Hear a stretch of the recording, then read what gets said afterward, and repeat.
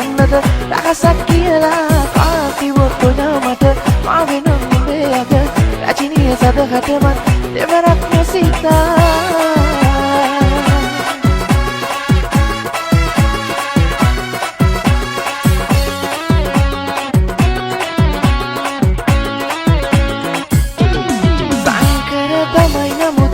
ගොඩු ආදරේ තමා